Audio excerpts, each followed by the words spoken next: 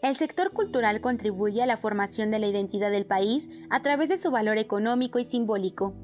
Las actividades artísticas y de producción creativa han sido consideradas no esenciales ante las restricciones de la pandemia, provocando un sinfín de problemas y una búsqueda constante para recrearse y salir adelante. Cifras de la cuenta satélite de la Cultura de México indican que durante el 2019 este sector generó una producción al 3.1% del PIB nacional, y aunque es un resultado que confirma su tendencia decreciente por la pérdida de dinamismo en producción y difusión de proyectos, no deja de ser un sustento para muchas familias. Se tuvieron que despedir muchísimos trabajadores. No ha sucedido en la universidad, pero en otros ámbitos del sector cultural sí. Lo acabamos de ver en la Fonoteca Nacional, que estuvieron a punto de correr al 80%, de despedir al 80%. Bueno, y los trabajadores que quedan están en una situación de incertidumbre y la mayoría sin condiciones de seguridad social. El INEGI registró 1.395.644 puestos de trabajo relacionados con actividades culturales, lo que representa el 3.2% del total de ocupaciones, y con la llegada de la pandemia se redujeron el 1.6% a tasa anual los puestos de trabajo en el sector. Esto habla de una crisis que ha existido desde hace años y se acrecentó a raíz de la COVID-19. Y en este sentido sí veo una crisis de la política cultural. En general, los recursos se han visto bastante reducidos. Los programas son muy declarativos, son básicamente declarativos. Incluso los programas que se consideran fundamentales para esta administración han ido perdiendo fuelle, han ido perdiendo capacidad de impacto y recursos, y hay una crisis, creo, en la política cultural. Las personas que trabajan de manera formal en el sector ganaban un promedio de 100,000 pesos al año, equivalentes a 3 salarios mínimos diarios. No obstante, hubo ramos de la cultura y el arte donde se percibieron menos ingresos de la media por su labor. Los empleados de bibliotecas ganaron un promedio de 1.6 salarios mínimos diarios, compañías teatrales, dancísticas y de espectáculos 1.4 salarios mínimos al día, mientras que los artistas independientes fueron los que menos ganancias obtuvieron por su trabajo, con un promedio de 80 pesos al día. Esa crisis yo la expresaría en algunas líneas. Una son los recursos. Otra línea de la crisis de la política cultural es institucional. Los propios aparatos están viéndose constantemente rebasados.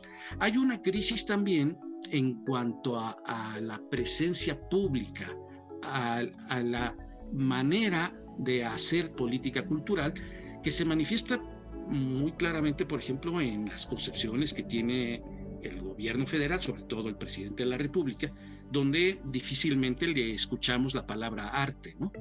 Esa visión de una práctica, una política cultural asociada a la parte creativa, al arte, se ha visto marginada, y se ha centrado en la idea de que la política cultural es la expresión, digamos, de tradiciones gastronómicas, culinarias, etc.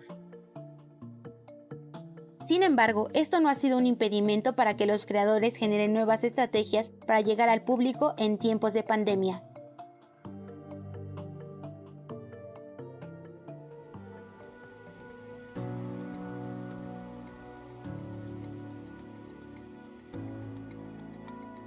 La cultura nos ayuda a derribar barreras al conocimiento, barreras a la información, barreras a la libertad de expresión, barreras a la creatividad, inclusive barreras al ocio. Eso nos da la cultura. La cultura nos puede dar un mundo de inclusión, un mundo de equidad, puede contribuir a la paz. Por eso es esencial en nuestra vida. Quienes crean contenido cultural han optado por la conectividad masiva, donde la industria logró llevar lo presencial a lo virtual, apostando al consumo digital como herramienta.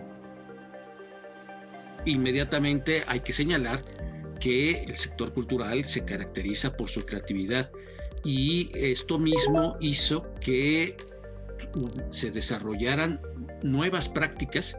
Algunas ya estaban en curso, había muchos artistas que habían ya iniciado su exploración en los medios digitales desde hacía bastante tiempo, pero con estas condiciones muchos más lo hicieron.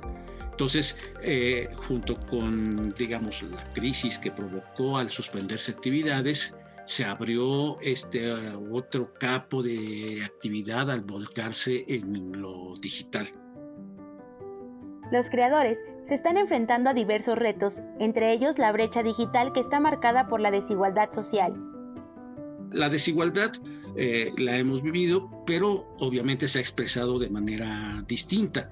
Con la apertura de estas nuevas formas de difusión en lo digital, los elementos de diferenciación, de segregación son distintos y tienen que ver con las posibilidades de acceso, con los instrumentos con los que nosotros nos conectamos, incluso con la propiedad misma.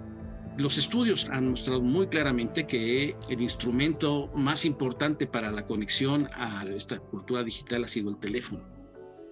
Esta nueva realidad pone en evidencia las brechas digitales, pues el 44% de los hogares en México no cuentan con conexión a Internet, pero al mismo tiempo es una salida para que el sector cultural pueda seguir cumpliendo su función. Según la Encuesta Nacional sobre Hábitos y Consumo Cultural 2020, indica que el consumo de productos culturales ha aumentado y se ha diversificado durante el confinamiento. El problema que han tenido algunas instituciones es querer trasladar los programas presenciales a la virtualidad. Inclusive son públicos diferentes, fíjate. No es la misma audiencia la que está tras la pantalla que la que está en la presencialidad. Y los lenguajes son totalmente diferentes, entonces lo que hay que hacer es utilizar el lenguaje de la virtualidad para crear nuevas modalidades que perfectamente podrán perdurar. De alguna manera, la demanda de servicios digitales compensará el golpe económico hacia este sector, buscando y exigiendo al gobierno federal los recursos necesarios para que la industria cultural continúe. Mientras que entre el público y los creadores, la resiliencia se vuelve elemento para seguir avanzando.